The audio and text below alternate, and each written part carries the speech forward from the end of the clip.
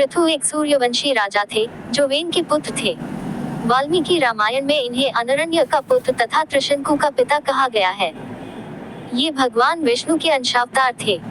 स्वयंभू मनु के वंशज अन्न नामक प्रजापति का विवाह मृत्यु की मानसी पुत्री सुनीता से हुआ था। वेन उनका पुत्र हुआ।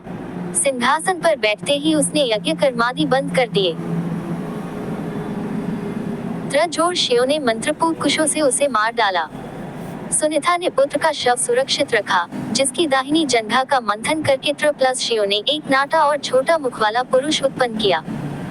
उसने ब्राह्मणों से पूछा कि बैककोट मैं क्या करूं? ब्राह्मणों ने बैककोट निषीद बेट कहा, इसलिए उसका नाम निषाद पड़ा। उस निषाद द्वारा वेन के सारे पाप कट गए। बाद में ब्राह्मणों ने वेन की भुजाओं का मंथन किया, जिसके फलस्वरूप स्त्री पुरुष का जोड़ा प्रकट हुआ। पुरुष का नाम पृथु तथा स्त्री का नाम अर्ची हुआ। अर्ची पृथु की पत्नी हुई। ये लक्ष्मी का अवतार थी। पृथु का राज्याभिषेक हुआ। वेन के पापाचरणों से पृथ्वी धन धान्यहीन हो गई थी। प्रजा का क्लेश मिटाने के लिए पृथु अपना अजगर लेकर पृथ्वी के पीछे पड़े तो वह कांप उठी और गौरूप धारण कर शरण के लिए भागी, पर कहीं भी उसे रक्षा नहीं मिली।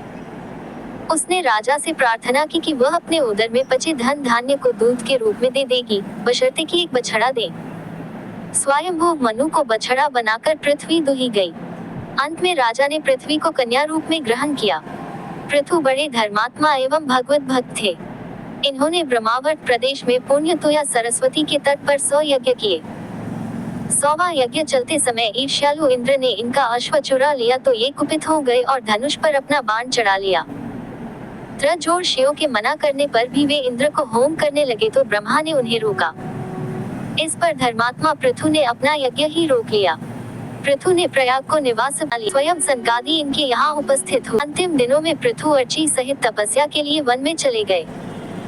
वहाँ योग ध्यान में शरीर त्याग किया। पृथु तथा अर्ची के 5 पुत्र हुए थे, विजिताश, धूम्रकेश, हर्यक्ष, द्रविण और वृक। अर्ची पति की चिता पर चढ़कर सती हुई थी। एक पृथु था वृष्णवंश के चित्ररथ का पुत्र, जो विदुर का भाई था। कृष्ण ने इसे मथुरापुरी के उत्तरी द्वार की रक्षा पर नियुक्त किया था। प्रभास तीरथ में यादव वंश के अंत के समय ये भी परस्पर कलह में मारा गया।